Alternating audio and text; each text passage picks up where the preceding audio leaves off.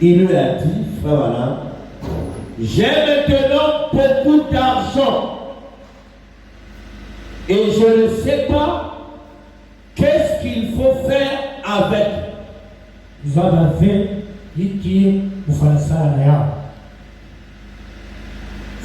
lui dit, tu ne peux pas dire cela. Car il y a beaucoup de choses à faire. Il y a des prédicateurs qui prêchent qui n'ont pas de chaussures. Il y a des prédicateurs qui n'ont aucune veste. Il y a des prédicateurs qui prêchent dans les rues et dans les champs. Ils n'ont pas d'église.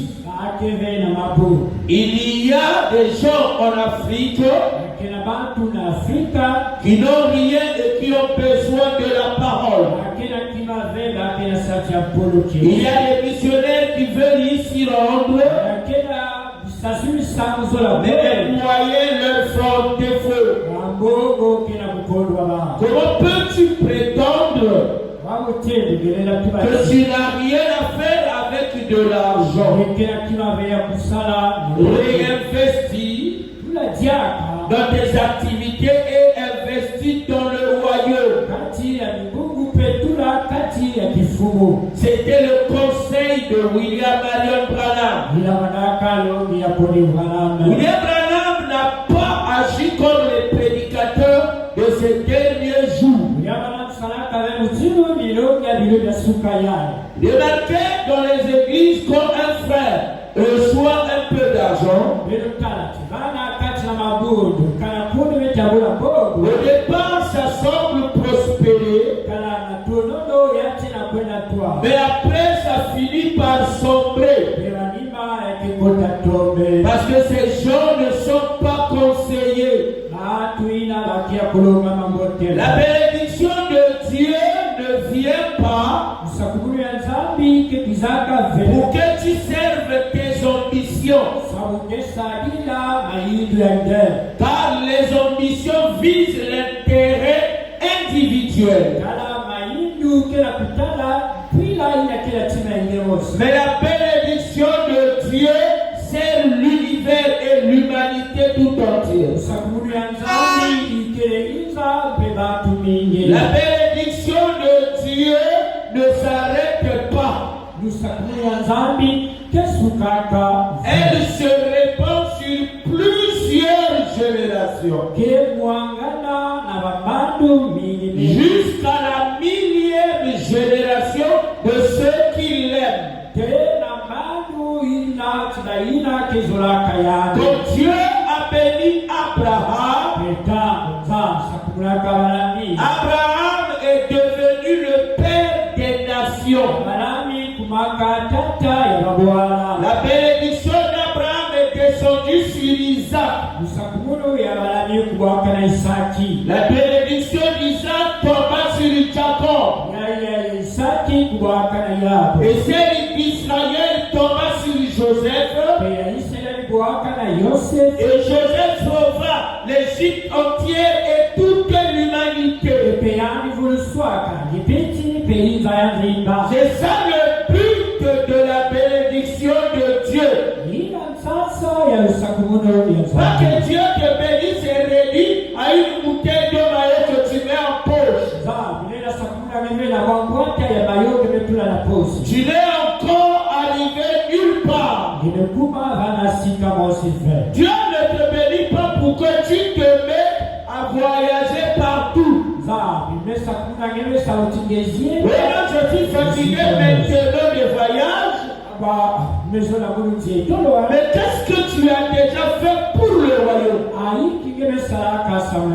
William Branham est un prophète. Il n'a pas enseigné John Charit à ne prendre soin que de lui qui était son pasteur.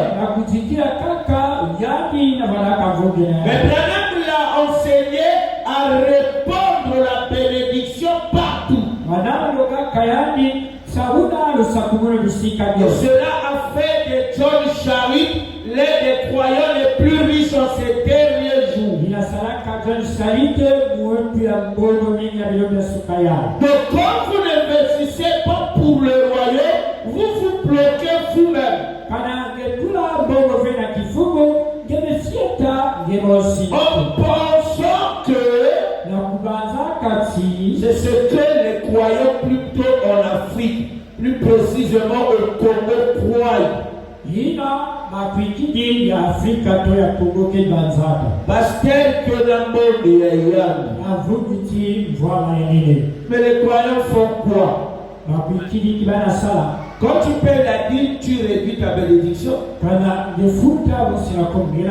Tu ne seras pas affamé, mais tu ne seras pas comblé. Frère Madame n'a jamais parlé des dîmes de John Charit. Il parle des dons qu'il faisait, des offrandes qu'il apporte. C'est de ça qui était chiffré en millions de dollars. Il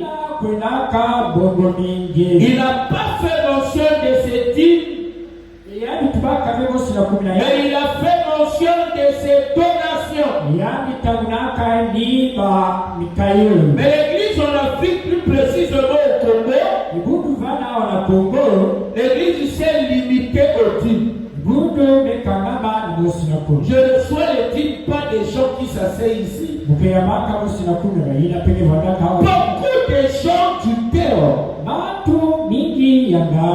qui ne sont même pas des frères me payent la dîme. Et ceux qui sont assis ici font quoi de mieux, de plus que cela?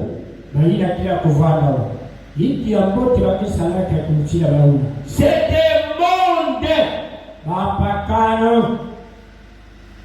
qui me payent la dîme. La dîme n'est qu'une partie de la loi.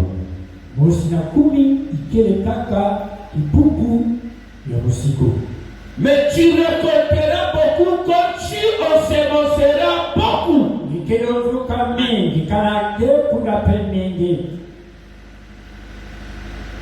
Si je dis à frère Christian de lire un rapport sur les dîmes et les offrandes, vous allez rire.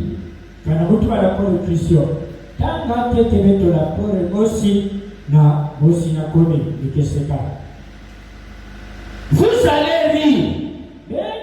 Et vous vous rendez compte que ceux qui soutiennent plus l'œuvre, c'est pas ceux qui portent les costumes. C'est les gens les plus simples dans la société. Tu trouves quelqu'un qui gagne 1 million, il met la dîme son lit, offrande il met 7 000. Dépasse difficilement 10 000. Vous pouvez vous imaginer ça. Mais vous trouvez quelqu'un, un vendeur du marché, il paye offrande 20 000. Dîme 20 000, offrande 12 000. Vous ne pouvez pas les comparer. Celui qui a payé la dîme de 100 000, ce qu'il a donné comme offrande n'a aucun impact dans sa vie. Il n'y a pas eu sacrifice. Il ne peut même pas s'en inquiéter de sa maison, ni de ses enfants, ni de ses parents.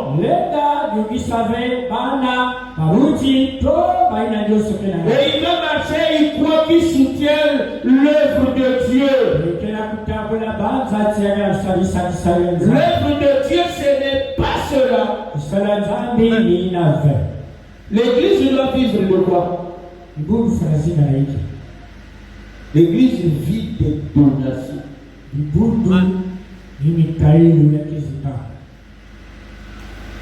Mais s'il n'y a pas de donation, pour la même chose, nous serons obligés de venir et de faire appel des fonds. Oh, il y a quelque chose qu'on doit faire.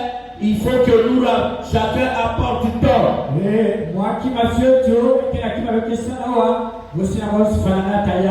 Frère est contre cette pratique-là. Ce n'est pas orthodoxe. Ce n'est pas orthodoxe d'agir ainsi. Ceux qui vous écoutent, ils vont dire, mais les gens, tous les jours, ils ne réclament que de l'argent. Mais c'est parce que ceux qui viennent là sont comme ça, les peu.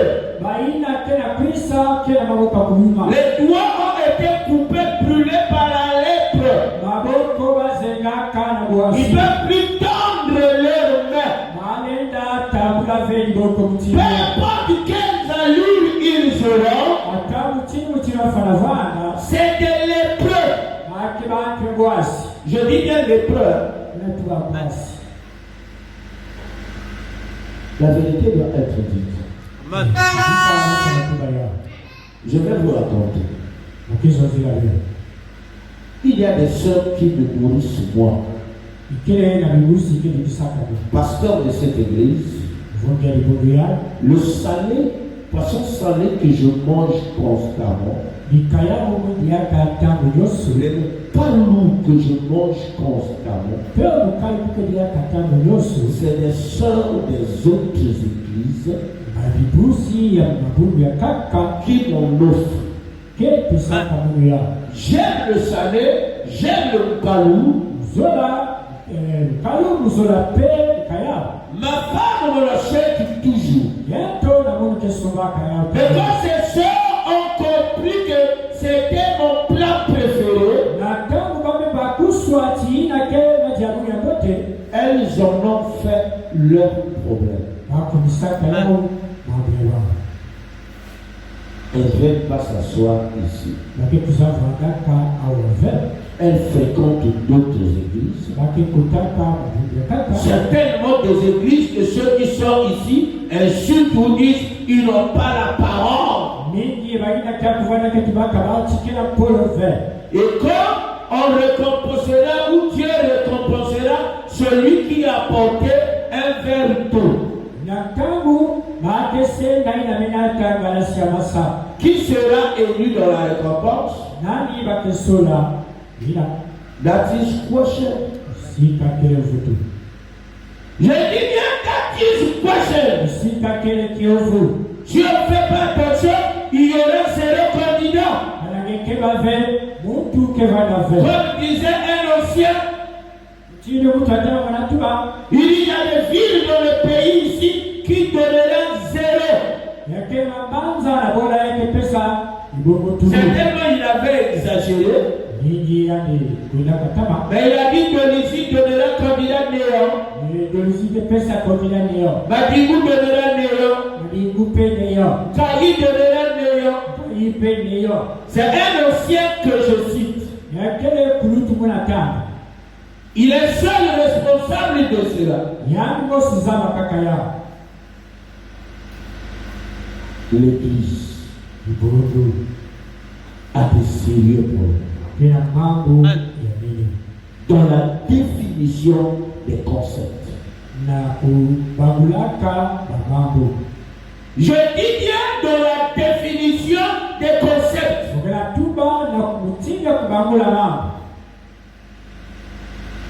Je ne sais pas qui a dit aux gens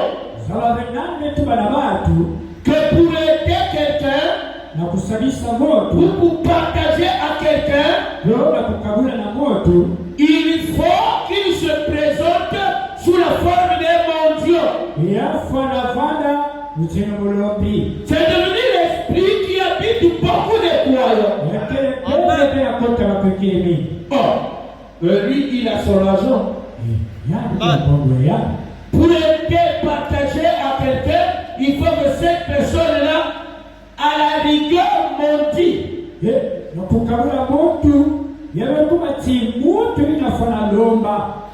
Un frère rencontre un autre frère.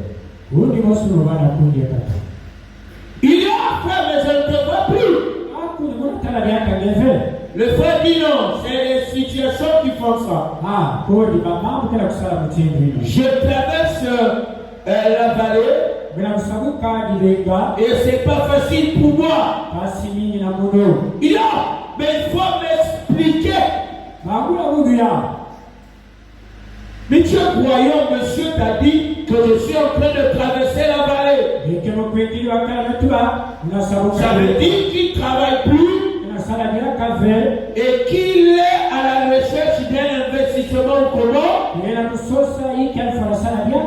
train de réfléchir, de se bâtir un business plan. Lui, il invite qu'il vienne l'expliquer.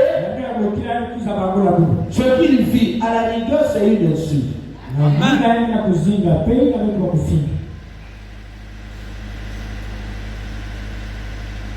Un jour, j'ai appelé le frère. En répondant, j'ai senti que monsieur avait des problèmes. J'ai sondé. Monsieur m'explique ce qu'il a vécu. J'ai dit ah bon? Et un frère t'a demandé ça.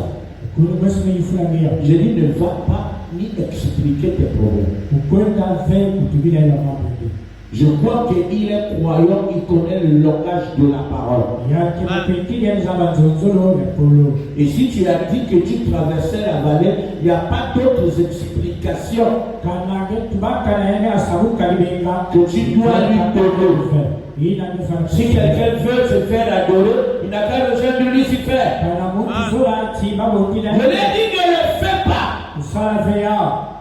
Dieu est juste.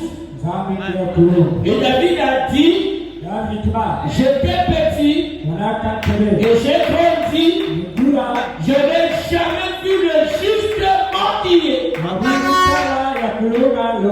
Je dis frère, je te donne un main d'association et on fera avec. Parce que les gens pensent que le juste doit vivre de l'espérance. Tous ceux qui vivent dans l'espérance vivent dans la galère. Car avec l'espérance, on ne peut pas prospérer.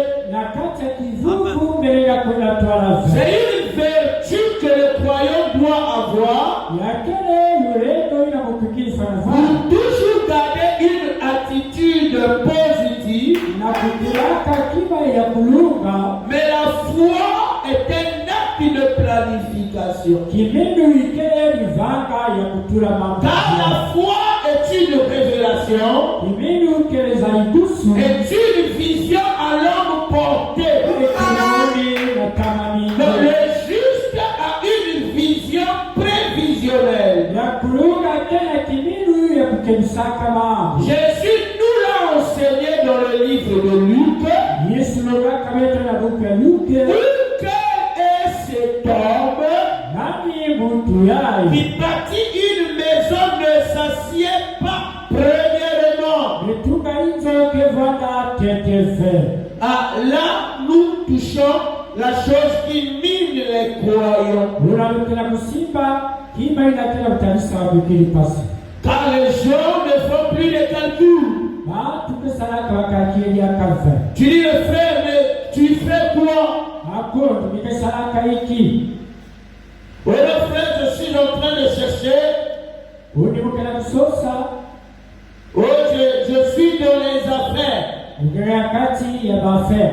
Je ne sais pas les affaires que les Congolais parlent là, c'est quoi? Les affaires des Congolais, c'est des problèmes. Quand tu dis explique un peu, tes affaires, c'est quoi? Oui, non, je fais les affaires. Parce que je suis venu pour faire affaire avec toi. Les gens qui se sont promenés entre 2000 et 2017 ou 2015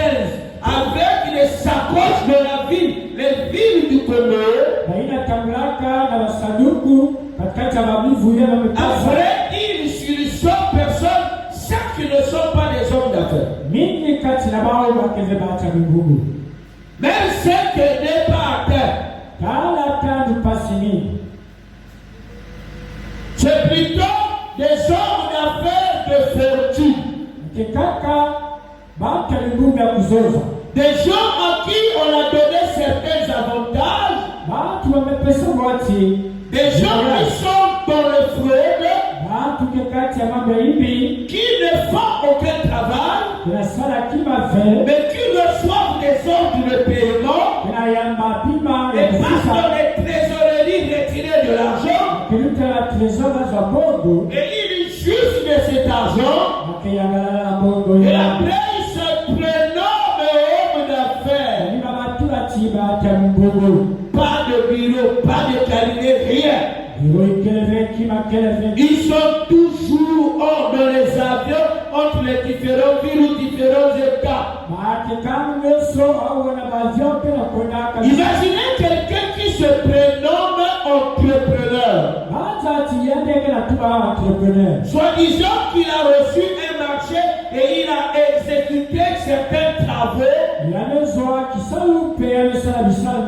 Dès qu'on a versé 50 millions à ce monsieur, la semaine qui a suivi la réception des 50 millions, il est à Paris. Un mois plus tard, il est à Dubaï. Il est à Belgique, il est à Guangzhou. 2 mois après, il n'a plus rien. Le gars, vous le voyez encore dans les rues de Pointe-Noire, dans les rues de Brazzaville, les rues de Belizy, de Cailly, les rues de Wesso, en train de se promener avec des gros catards à la conquête des deals.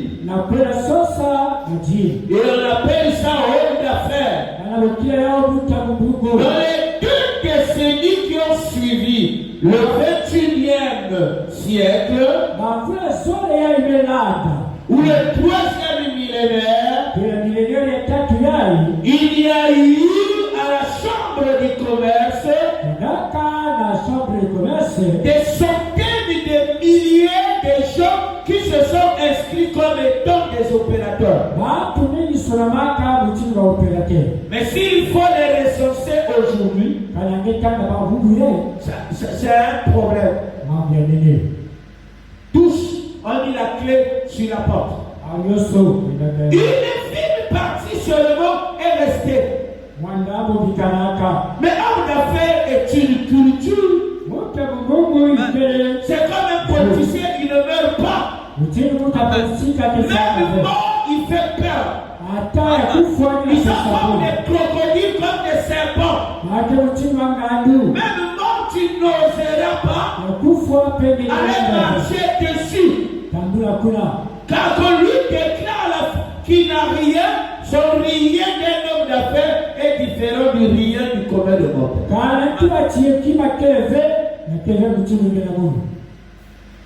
Son rien, lui, ne veut pas dire du boubou-boubou. Car dans ses veines, il y a toujours le sang qui circule. Il n'en a pas assez pour te ravitailler. Il n'osera pas souffrir d'ennemis au risque de changer de catégorie. Mais le grand de ceux avec les sacs et les vestes, ils ont cru qu'on reconnaît un moine par l'habit, par son habillement. Dans les siècles passés, où il y a eu les guerres saintes, tous les champs étaient devenus gris dans la nuit. Et tous les hommes étaient devenus des hommes de sultan. Car la majorité des loges portaient les sultans. La majorité des cercles portaient les sultans.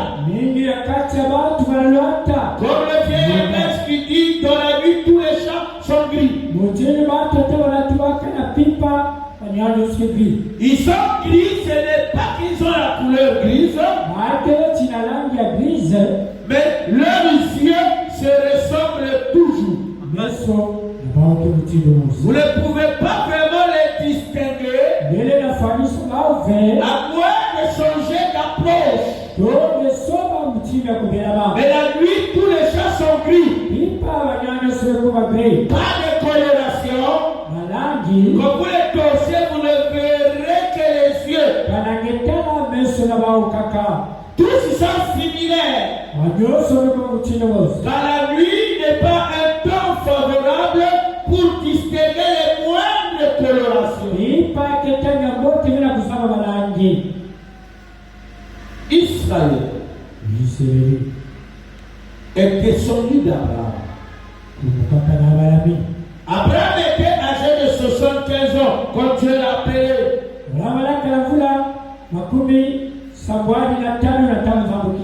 Il était marié depuis 50 ans. Il s'est marié, son épouse avait 15 ans, lui on avait 25.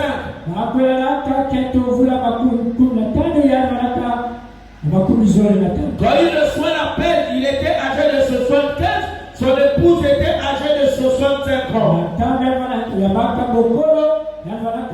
Une différence d'âge de 10 ans. Et pourtant les gens vivaient longtemps.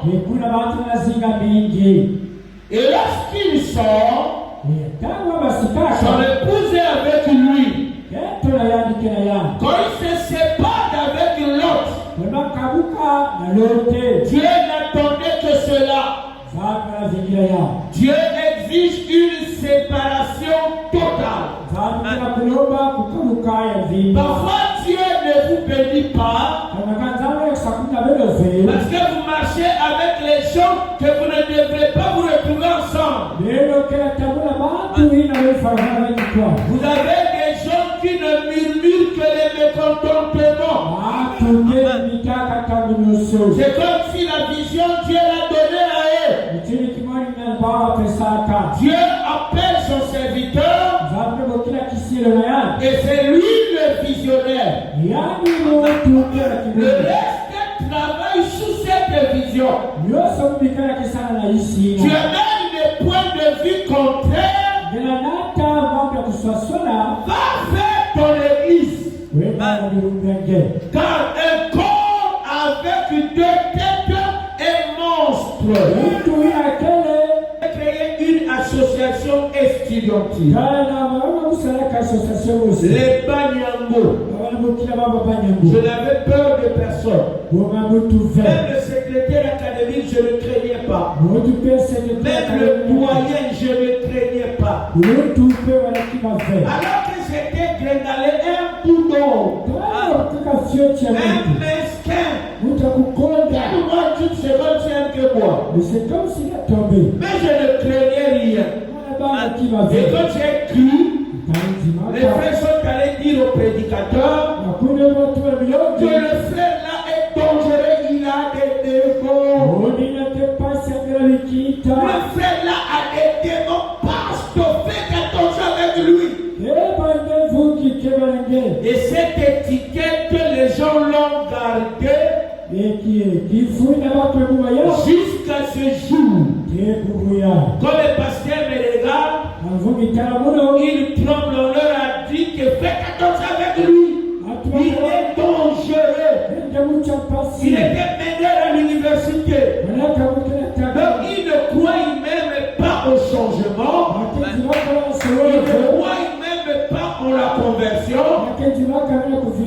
Mais c'est eux qui ont le Saint-Esprit. Salomon est ma Congo.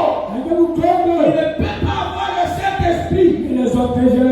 J'ai demandé au prédicateur, produisez-moi la citation.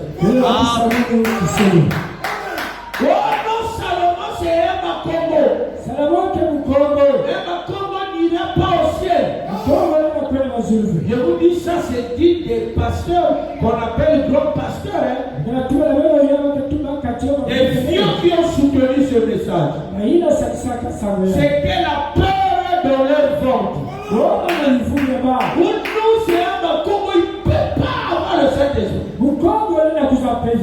J'ai dit, oh, tu as une écriture. Montrez-moi l'écriture, comme cela j'abandonnerai votre message. Et je vais aller rejoindre la religion de mes pères. Je vais aller à Bunduria Congo. Aller rejoindre les gros cercles de Bakongo. Et je serai un gros commerçant. J'évoluerai dans le réseau. Je vais passer mon temps dans un message pareil. Et les gens ont transporté ça. Salomon ne peut pas avoir de Saint-Esprit parce qu'il est Bakongo. J'ai dit à bord, mais un prédicateur a dit si tu vas au ciel, tu trouves un vini alors que tu n'es pas au ciel. Comprenez que les prédicateurs ont leur zèle à eux. Celui-là, quand il a été persécuté dans la vie de Pointe-Noire, alors il a diabolisé les Pointe-Noires. Et comme les prédicateurs étaient martyrisés, persécutés en Koukabateke, à Bakongo, entre le marché commission et le CG Auguste Bitindu, au milieu là, ils ont maudit les Bakongo. Les Bakongo ne sont pas les fils de Dieu. J'ai même entendu, c'est une honte. Les prédicateurs disent, je n'aime pas les Bakongo. Ils sont trop douteurs. Même à Congo ne parle pas derrière la maison. Il te le dira comme ça. Tu as des problèmes à un bébé, il n'ira pas murmurer. Il dira là, ça ne va pas aller. Ça ne marche pas. Et ça, les gens n'aiment pas cela. C'est parce qu'ils ont été persécutés à Koukabateke. Mais c'était une église universelle. Les gens quittaient Komatete pour venir prier là-bas. Les gens quittaient Masengo Kombo pour venir prier à Koukabateke. D'autres quittaient Mambo. D'autres quittaient Kiele Kena, la gare de Simon. Et ils venaient de partout. Donc 22h, 23h, vous rencontrez encore des gens en train de marcher et ils ne craignaient rien. On n'a jamais entendu qu'on a retrouvé un frère mort quelque part. Dieu gardait ses enfants. Si Dieu a gardé la nuit une petite fille qui revenait d'une réunion, Dieu a créé un chien qui a poursuivi les bandits. Et la fille, le lendemain, est arrivée à l'église et a témoigné. C'est la manière de Dieu de faire. Je ne veux pas dire que vous devez traîner dans les rues quand il s'agit de rentrer. Entrez toujours à temps. D'abord à la maison. Après, si vous allez faire un mouvement, avertissez les parents. Car l'église n'est pas un lieu du désordre. On ne doit pas profiter pour aller voir son petit copain sous le prétexte de mettre Katou dans l'église. Demandez les sœurs qui ont été en cette époque. Demandez à mon épouse. Le soir, la semaine, tu vas à l'église quand tu ne à plus de nourriture. Parce que toi, tu n'écoutes pas la maison.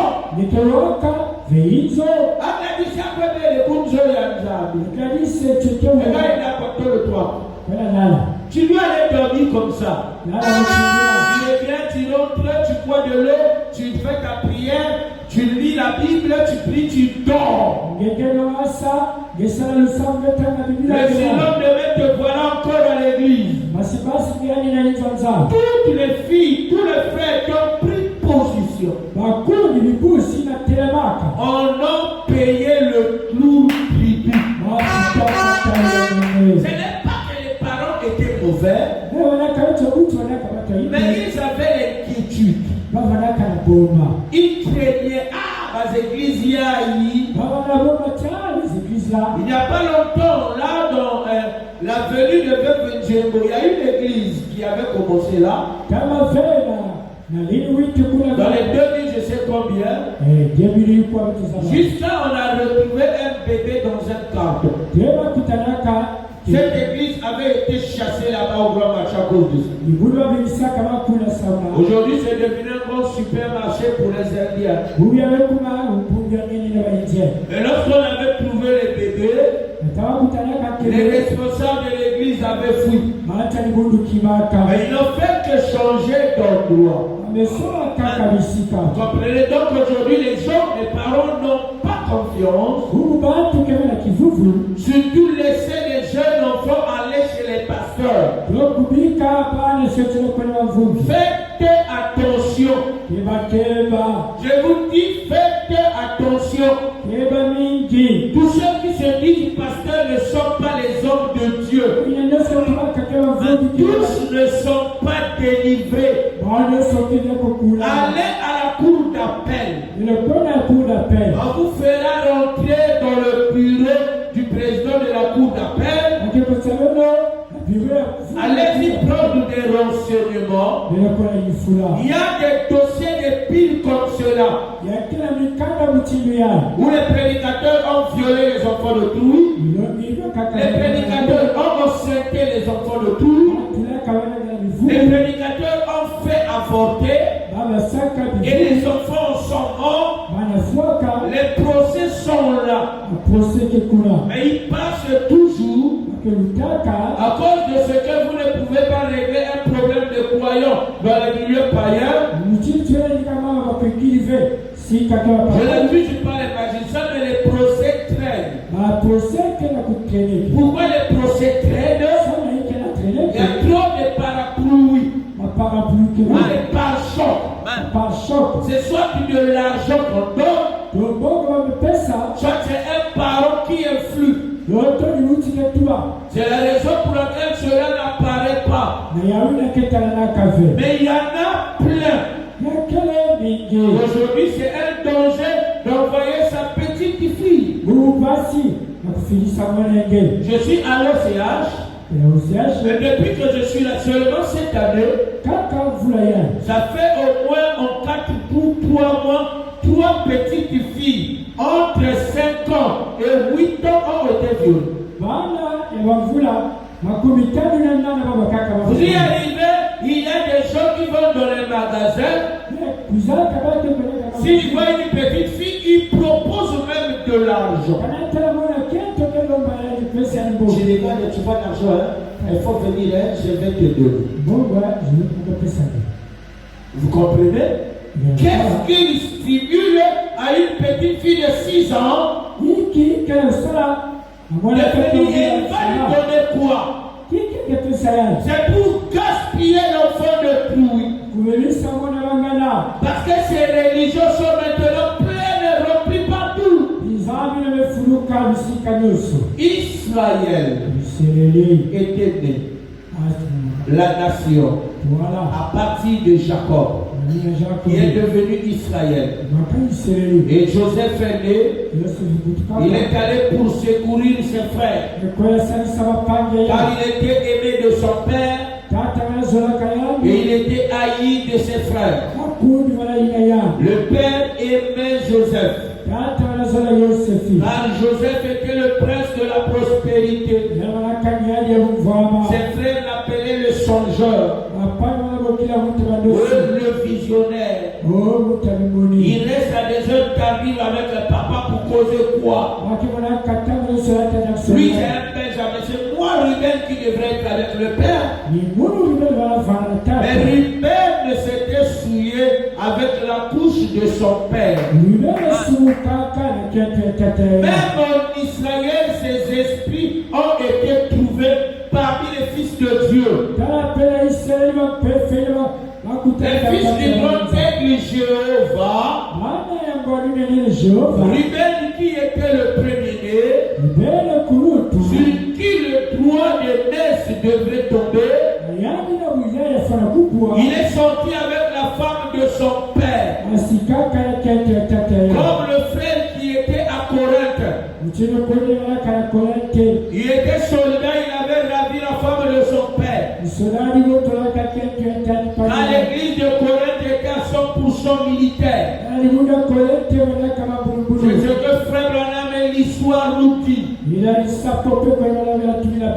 il bombait le torse, il était content d'avoir ravi la petite copine de son papa.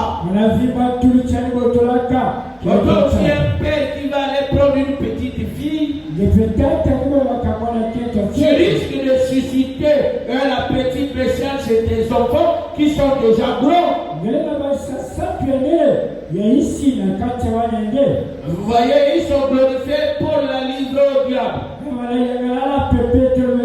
Plus tard dans 2 Corinthiens, il était revenu, il s'est repenti, il s'est réconcilié avec le peuple. Car on livre quelqu'un au diable pour le salut de l'âme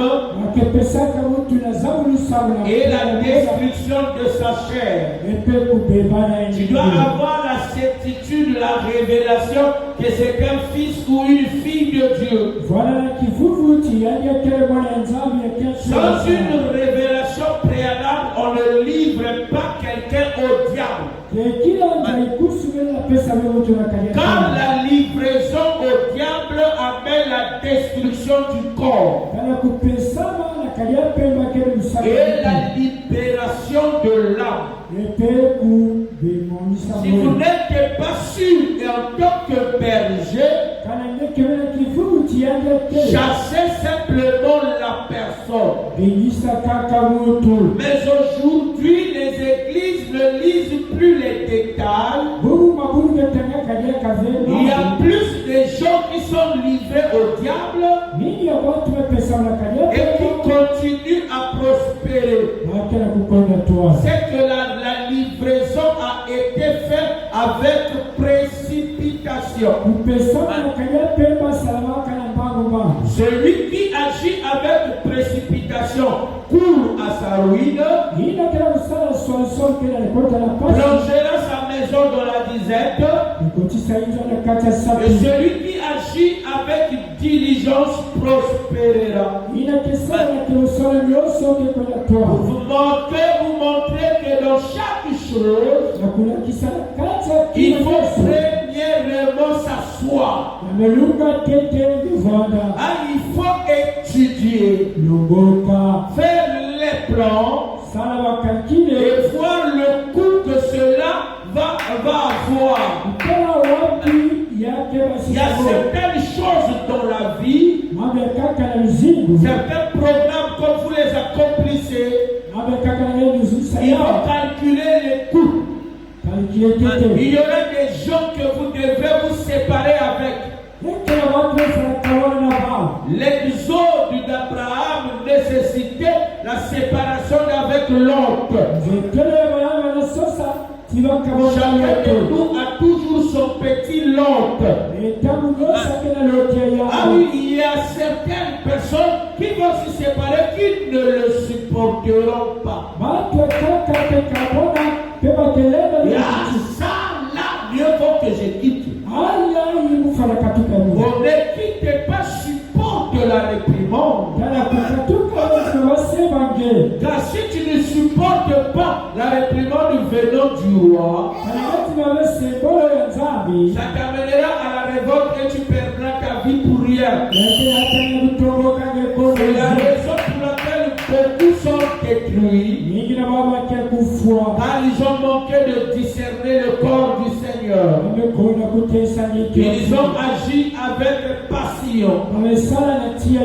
Et ils sont rentrés dans le chaos. Nous allons y arriver. Israël par Joseph, lorsqu'il est allé ravitailler ses fils, ses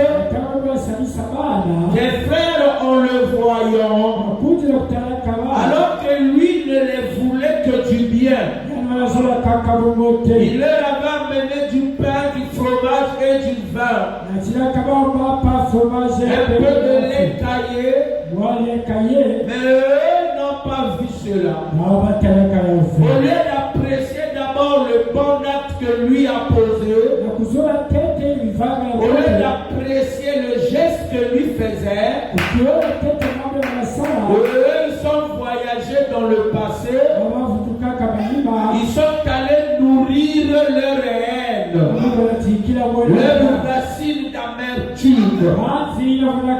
Les choses ne s'accomplissent pas au hasard. Si quelqu'un te poignarde ou te frappe un bâton, c'est quelque chose qu'il avait arrêté à l'avance.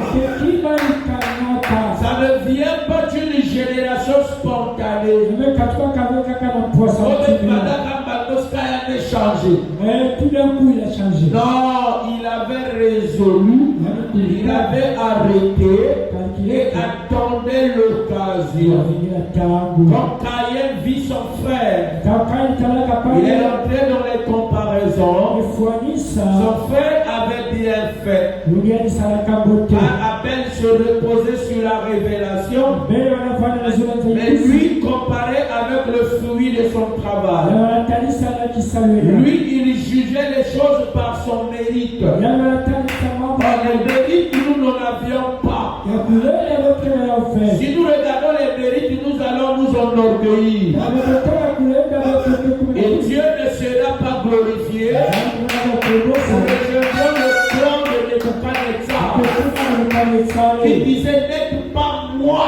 Nebuchadnezzar, le grand qui t'est bâti, toi, Babylone.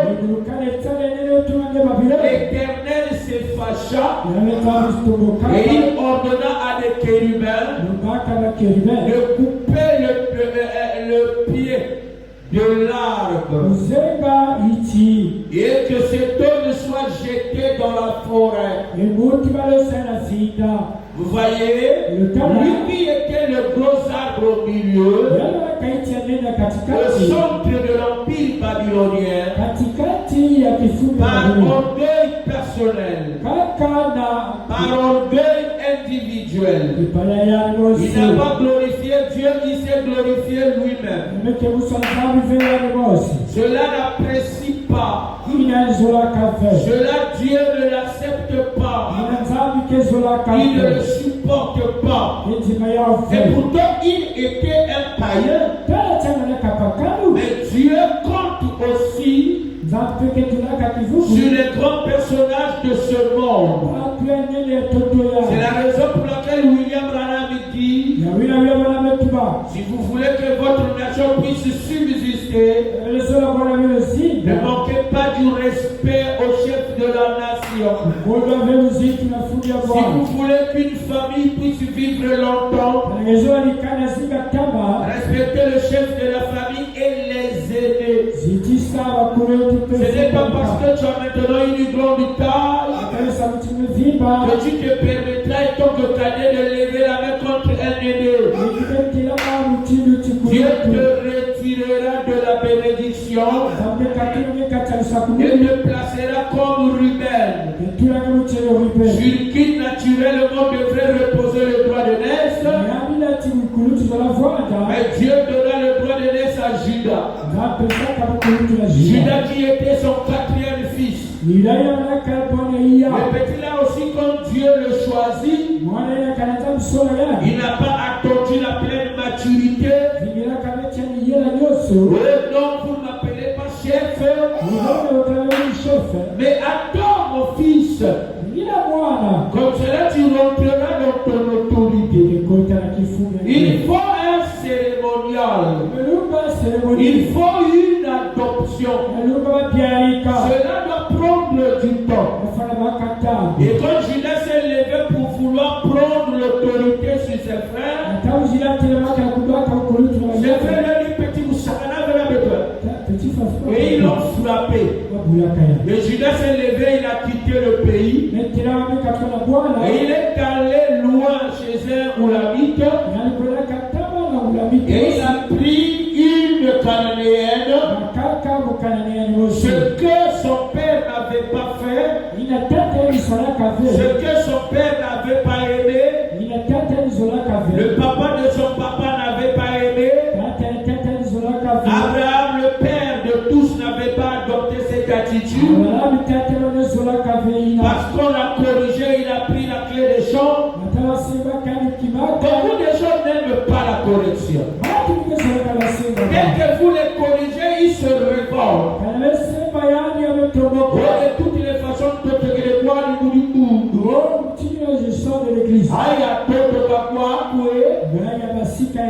vous voyez, c'est l'attitude de Judas. Ruben n'a pas réclamé. Il a été déchu. Il a accepté sa faute.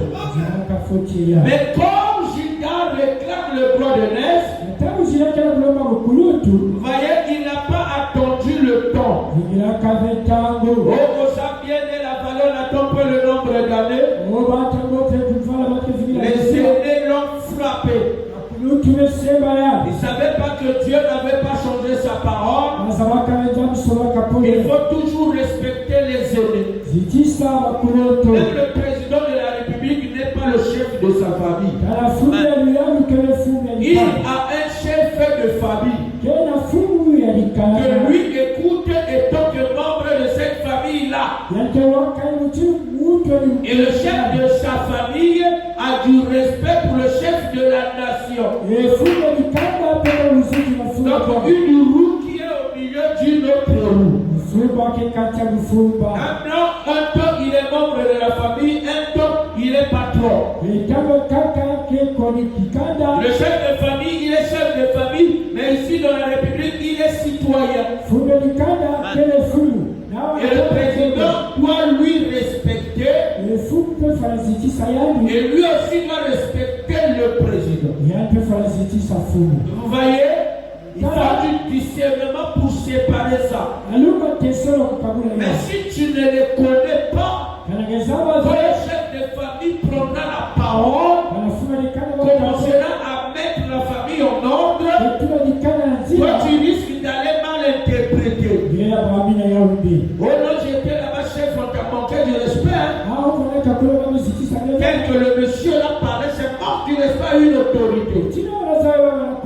Non, le contexte n'était pas celui-là de la nation. Le contexte ou le contour était familial.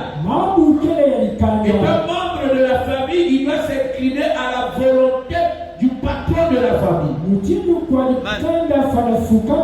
Mais le père de la nation, lui devient patron.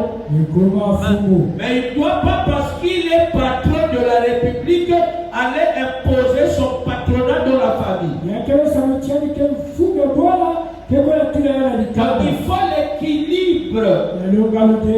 Judas a réclamé l'indépendance et il est sorti de l'assemblée et il est allé de l'autre côté du Jourdain. Et il a pris une cananéenne et il la maria. Il eut un premier enfant, ce fut elle.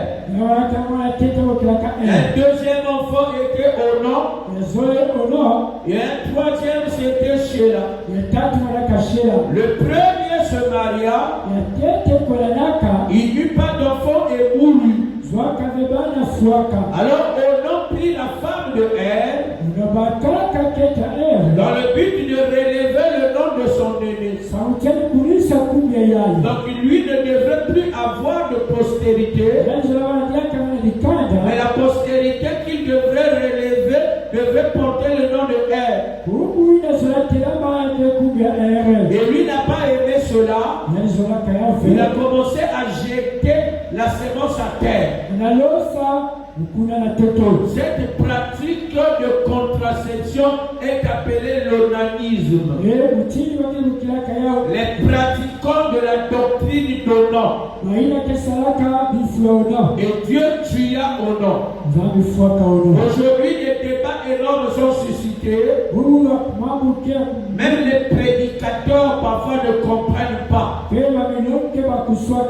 ils se mettent à soulever, à enseigner l'église. Onan est un démon, frère. L'onanisme est un démon. Onan avait désobéi à la loi. Il disait que étant que successeur à la de son frère, et tant que preneur de la femme ou héritier de la femme de son frère, le devoir qu'il avait été de relever le nom de son frère. Et il n'a pas obéi au devoir. Un devoir est une obligation. Pas qu'il se pourrait, non. Tu dois être de nouveau est une obligation à laquelle chacun de nous doit se soumettre. Mais lui ne s'est pas soumis à l'obligation de relever la postérité de son frère. Dieu l'a frappé.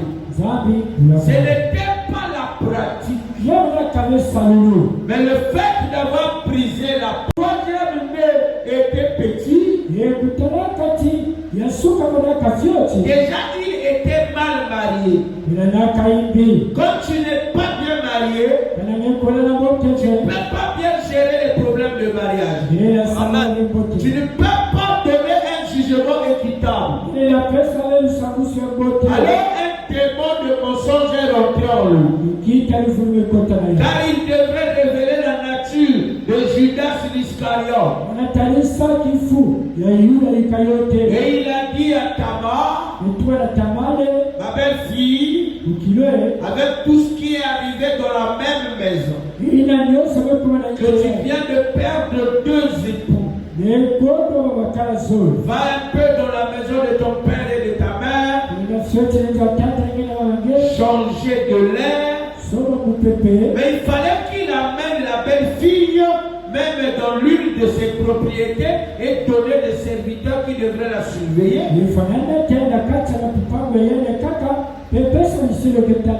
Lui, il a menti. Ce qu'il disait, il n'était pas sincère dans son cœur. Il craignait. Vous savez, quand une femme, les époux commencent à mourir, le reste des hommes ont peur. Si une femme a déjà perdu 2 ou 3 maris, il n'y aura plus un autre mari qui viendra marier cette femme. Les mystères de Babylone disent qu'il y a un serpent qui est dans cette femme. Un esprit de serpent qui tue les hommes. Donc elle doit être seulement célibataire, être un instrument de plaisir pour les gens. Mais quiconque se lèverait prendrait cette femme doit en payer le prix. C'est ainsi que ça se répand plusieurs années. Alors Judas a eu peur. Un fils d'Israël, la prunelle de l'œil de l'Éternel, craint que son enfant ne meure. Ce n'était qu'un traditionnel, il n'avait pas la parole. Vous voyez, c'était un traditionnel. Quand on regarde comme ça, c'était un Mounza. Vous voyez, des Brazzaville. Judas. Vous maman, mon enfant va il a menti, va te reposer. Va te reposer un peu, c'est là où. J'ai mon frère qui avait dit non, mon petit frère, la femme doit rester d'abord comme elle a perdu son papa. Qu'elle se repose un peu dans Brazza. Pendant ce que lui ici a pris notre femme a mis dans la maison. Quand on fait pression que la femme revienne, oh non petit frère, tu m'as coupé l'herbe sous les pieds. Tu m'as dit sur les mauvais Kentina. Je n'aime pas la femme en question. Mais c'est toi qui m'as fait que nous soyons ensemble. Je lui ai dit ma babada kebe noyer ma bakae. Et la longueur du panier, la hauteur du panier. Toi le palmiste qui est allé tailler les pannes là-bas pour recueillir du vin. Et maintenant tu as peur d'aller recueillir ton vin. Mais comment tu y étais monté pour qu'aujourd'hui le Ne cherche pas les histoires aux gens. Ne cherche pas les poux sur les têtes des singes. C'est toi qui as récupéré la fille, nous ne la connaissions pas. Tu l'as menée dans notre famille. Tu n'aimes plus la fille, va la remettre là où tu l'avais trouvée. Pourquoi les gens n'ont pas le courage? Judas a menti. Peut-être il a oublié que l'homme quittera la maison de son père et de sa mère. La femme aussi quitte la maison de son père et de sa mère. Et s'attache, les deux deviennent un. Donc Tamar n'avait pas d'autre maison que sinon la maison laissée par ses époux. Et Judas craignait que la femme là ne devienne une veuve noire. Parce que l'héritage de Judas était l'héritage des 3 garçons. Et Judas eut peur que la femme là, ce genre de fétiche, elle a déjà pris la part de elle. Là maintenant, elle a hérité la part de Ono. Elle est ancienne de Sayo dans le boulot là. Elle va en faire de Sheila une petite couchette. Oh, c'est bon, nous Judas eut peur et pleura dans son patois.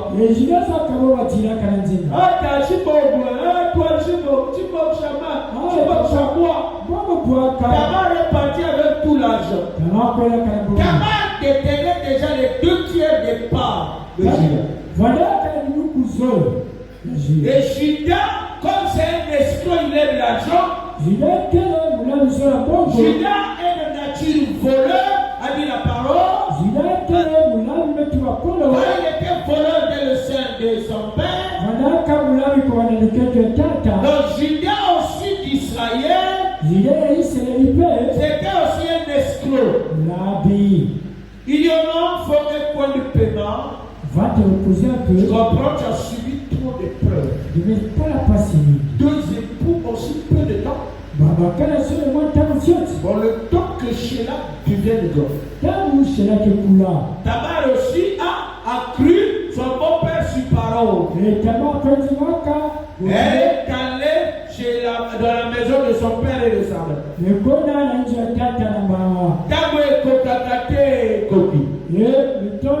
Comme les enfants grandissent rapidement.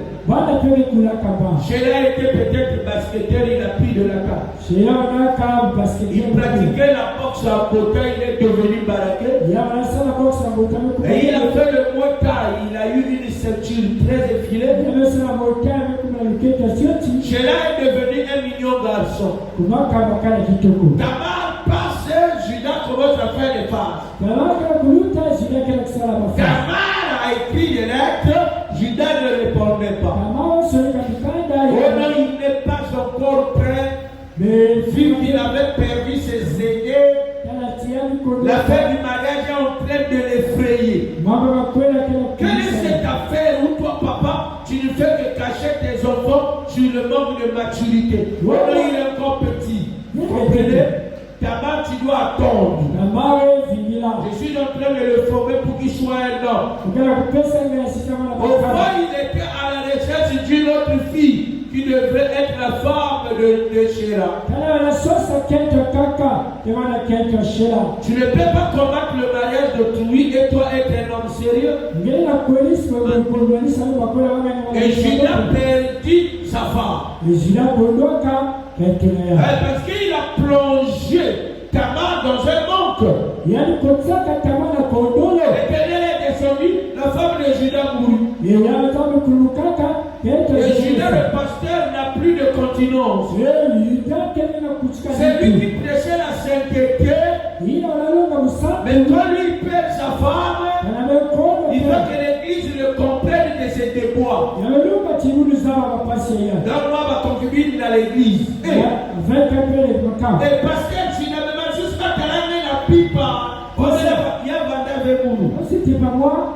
Et Judas aimait maintenant les voyages. Un pasteur célibataire qui voyait toute fois célibataire.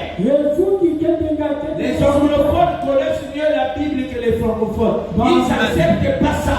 Tu arrives en Angleterre, un mois, 2 mois, on te dit repas chez toi. 3 mois, on te chasse de l'église. C'est toujours les Africains. Oh non, nous on est habitués. L'habitude n'est pas la parole, mon frère. Rejoins d'abord ta chère épouse et revois tes enfants. Ensuite, plus tard, si tu dois venir, viens avec eux. Et les prédicateurs continuent à esquiver. Mais tel pasteur va me prendre à Cameroun. Au Cameroun, il y a une religion satanique. Ces églises nombreuses ne sont pas délivrées. Dans la majorité des églises, on prêche ceci. Au nom du pasteur qui est arrivé est un homme de Dieu. Et vous devrez l'aider en tout point de vue. Sans exception aucune. Et c'est les pasteurs des églises qui choisissent les sœurs qui vont aller visiter les pasteurs. Donc quand vous entendez tel pasteur, mais ça a déjà 3-4 tours à Cameroun. C'est qu'il est allé se ressourcer, moi aide. Aide des pays amis. Il a laissé son épouse au Congo ici. Pour aller jouir d'une sexualité paganiste.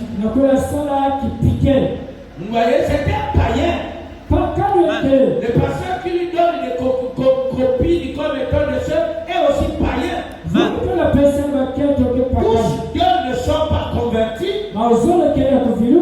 Et ils vont rendre compte à l'Éternel des armées. Dieu a un cœur de supporter ce genre de choses. Judas aussi, pasteur Judas Vada aussi n'a pas mamie. Lui, alors aussi ces problèmes-là. Il a été marié, il a eu des enfants, mais il n'était pas converti. La prostituée m'a dit Tara. Un jour, Tamar s'est habillée en prostituée. Et elle s'est couverte. Elle a appris que Judas est en train de faire un voyage. Elle savait qu'avant l'endroit où il partait, il y avait un carrefour où venaient les prostituées. Et très tôt, elle y arriva. Et quand Judas passa, il vit la prostituée. Il a regardé la prostituée, après arrivé au village, il a dit j'ai oublié quelque chose. Je vais aller voir Takindani qui a des travailleurs. Il doit envoyer des cavaliers là-bas. Mais patron va faire non. Vous avez longtemps voyagé, reposez-vous. Je vais prendre les cavaliers de quel village? Il est revenu au carrefour, il dit la petite calmez-vous. Et Judas a fait le calmez-vous, un papa pas sérieux. Et les pasteurs pensent que cela leur est autorisé. Cela leur est autorisé. J'en ai vu qui sont de quand j'étais à Brazil, ils m'ont dit Salomon, mais maintenant que tu es célibataire, il faut profiter. Et on m'a amené au foyer des anciens combattants de Brazzaville. C'est un marché bouillon. C'est plein de maisons de prostituées partout. Frère, tu connais le foyer des anciens combattants? Des grands pasteurs m'ont amené. Et elle me disait, Salomon, il faut profiter maintenant. Profite maintenant. Je n'ai pas dit mon pasteur ni ce nom. J'étais des prédicateurs. Il dit, petit, il faut profiter maintenant. Parce que quand tu vas te marier, si tu fais ça, c'est le péché. Vous voyez comment les esprits des gens sont pourris. Je lui dis, moi je ne crois pas à une telle vie. C'est pas la parole. Petit Dieu, pas de l'histoire de la parole. Quand je voyais des petits, je ramasse tout. C'est pas étonnant que le virus est dans plein de pasteurs. Il faut faire les tests de traçabilité. Sur 100 pasteurs, il y en aura au moins 80 qui sont séropositifs.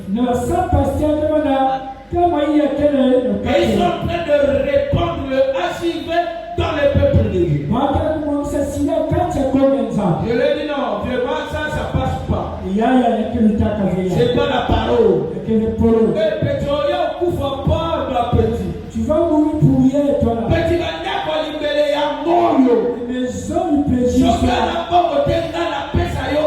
Si tu n'as pas l'argent, je te donne. Je ne pouvais pas m'imaginer que que les conducteurs d'église puissent donner ce genre de leçons ou de conseils à un prédicateur, à un pasteur qui est dans le célibat. C'est comme cela qu'on a détruit beaucoup de jeunes gens. Votre résister, un autre est arrivé. Il y a un petit dans le salon. Petit, quand tu sais pas jouer au football, petit Nata Monazaraka, c'était le grand Garencha. Garencha est un joueur brésilien qui avait les pieds portables. Et il était le plus grand dribbleur du monde. Il est petit. C'est le moment. Quand tu te marieras, tu ne pourras plus le faire. Hein? Je savais ce que les gens faisaient. Ils voulaient me pousser pour que je sombre là pour qu'ils aient un élément qui m'a élevé, mais le Salomon que vous parlez là, on l'a eu. C'est dans cette astuce-là qu'ils ont essayé de zapper la majorité des jeunes gens. On leur propose, petit, je te donnerai 2 millions lors de ton mariage. Petit, tu peux déjà manger le fruit. Des conseils venant des pères, vraiment. Ce n'est pas un problème d'aujourd'hui, c'est un problème depuis la nuit des temps. Tamar dit,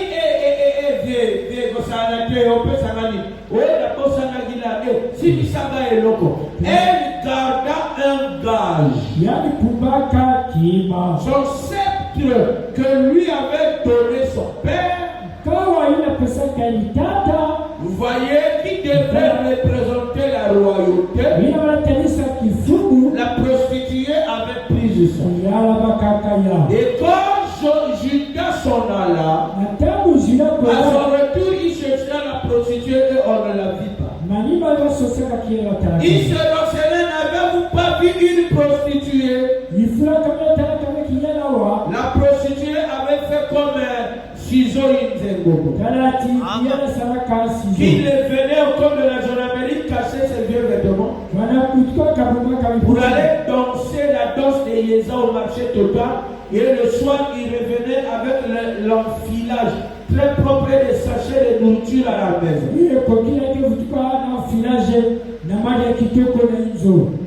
Judas ne retrouva pas ses effets. Et on a entendu que Judas, ta belle-fille est en train de se prostituer, il me semble qu'elle est enceinte. Non, elle ne peut pas faire ça. On lui a mené des tableaux, les images de Tamar enceinte. Et il dit qu'une telle chose, elle doit être mise à mort. Elle est la femme de Sheila. Il ne faut pas être hypocrite dans la parole. Alors elle n'a pas voulu donner Tamar à Sheila. Mais quand il s'agit de condamner les autres, il est dur. Mais quand l'adultère est entre lui-même, la souillure est dans sa maison, il se tue. Et le grand conseil se réunit. On amena Tamar devant le patriarche Judas. Judas dit c'est la mise à mort. Et Tamar arriva sans crainte. Elle a rappelé la loi de la justice. Que vous ne pouvez pas condamner quelqu'un sans l'avoir entendu. Je sais que je vais mourir, mais j'ai quelque chose à dire. Elle a mis sa main dans sa gibecière. Elle a sorti. Il dit l'homme à qui appartiennent ces choses, c'est lui qui est le propriétaire de l'enfant. Vous voyez, toi le pasteur ne m'écoute moi dans l'église exactement pasteur Salomon. Oh non, comme la famille là aime tellement le pasteur. Moi, ne vais pas finir la pasteur. C'est comme cela l'enfant a pris le visage du pasteur. Occupez, laissez les choses là. Amen. Ne montez pas. Amen. Ah non, non, non. Comment? Donc le pasteur va dire, vous allez aller dans le foyer même. Le pasteur, il venait dormir sur votre lit. C'est l'unique chose qui peut expliquer ça. Quand Kalima il est là-bas.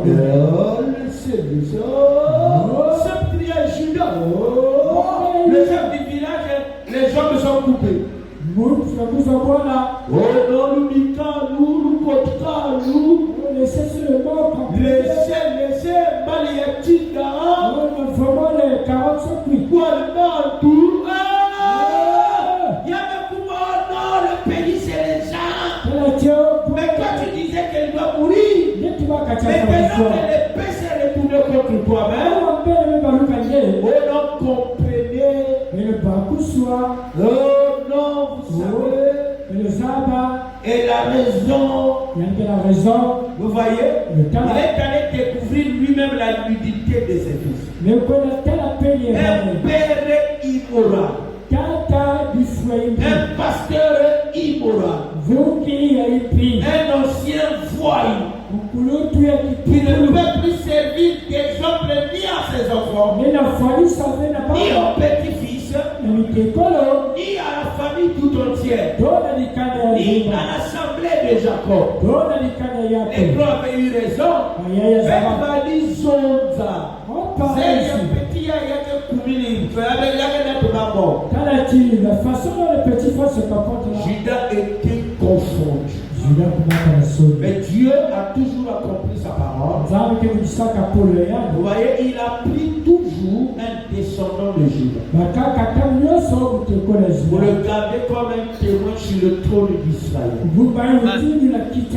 C'est pas votre incrédulité qui arrêtera Dieu. Ces paroles de promesses sont infaillibles. La royauté, il avait dit, appartiendra à Judas et Dieu a fait de Judas un roi. Ces erreurs ne l'ont pas empêché. Peut-être pas en son vivant, mais dans sa descendance, Judas n'a pas manqué de témoin sur le trône d'Israël. Le royaume de Judas, bien qu'il était petit ou restreint, c'était un royaume puissant et fort. Vous voyez qu'il relevait au moins la honte sur Israël. Gardez sa parole de promesse, bien aimé frère. Ce que Dieu a promis ne faillira pas. Oui, il est l'Éternel des armées. Il est au milieu de nous. Il nous conduira à bon port. Ce n'est pas les histoires. Oh, mais va dire Yok Masuki. Oh, va dire ma cigarette. Quand tu m'as vu là, c'était la dernière cigarette. Et quand tu décides que c'est la dernière, qu'elle soit la dernière. Dieu fera que tu ne fumes plus jamais. Le problème de décider et de s'aligner. Le reste, c'est à lui d'accomplir sa parole. Israël a eu des hauts et des bas. Vous voyez un homme qu'on choisit comme roi dans l'avenir. Il va sortir avec la femme de ses enfants. Mais c'est un voyou, Judas. Nati Fukish. Un voyou de grand chemin. Et quand tu verras tes enfants, tu pourras encore regarder les enfants. Mais dans le monde dans lequel nous vivons, il me semble que cette pratique est devenue courante. Et d'autres se sont appelés des échanges. échangiste. Comme ça se faisait dans la famille Kennedy, a dit William Branham. Le papa Joseph Kennedy, John Kennedy, sortait avec Marilyn Monroe. John Kennedy sortait aussi avec Marilyn Monroe. Elle venait là dans la Maison Blanche. Elle était la copine de tous les Kennedy. Même le petit frère Robert Kennedy était le copain de Jacqueline Kennedy. Pas étonnant que la maladie ait éclaté, la malédiction ait éclaté dans la lignée de Kennedy. Un païen, un drogué, Sam Jan Kana a maudit les Kennedy. C'est pas qu'il était sorcier, mais il savait faire la lecture des événements. Comme vous plongez trop profondément dans les mystères des ténèbres, votre avenir ne sera jamais clair. Il est grand temps de décider de tracer un chemin pour vous et pour vos enfants. En aussi grand nombre que le Seigneur Dieu les appellerait. Que tu aies des manquements, supporte-les, remonte-les, et sois un modèle pour les enfants. Pour que tu ne sois pas un obstacle. Pour que tu ne deviennes pas une honte à l'avenir. Que l'on dise, la famille là on laissait seulement. Le papa était réputé dans ces choses. Vous voyez, peu importe que la femme soit têtue, soit un principe de vie, soit un modèle de vie. Il protégera le nom, il protégera la parole. Que le Seigneur Jésus-Christ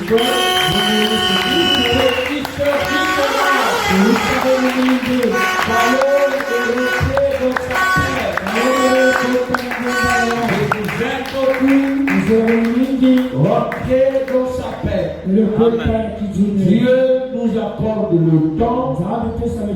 Nous y reviendrons le mercredi et nous lirons le prophète, ce qu'il en dit à ce sujet. Traçons un chemin. On est des ouvriers. Dieu nous a donné le plan et construisons l'église. Construisons les croyants. Faisons de nos maisons des modèles pour la génération qui vient. Pour ne pas porter la honte sur l'avenir. L'époque de Josué, le peuple a servi Dieu. Ceux qui ont vécu avec Josué ont servi Dieu. Unissons-nous d'un commun accord. Ne leur donnons pas la brèche où ils diront on avait des parents voyous. Non. Le jour que nous ne serons plus, si cela plaît à Dieu, que nos enfants n'aient pas d'excuses. De toutes les façons, le monde change. Le temps est tout.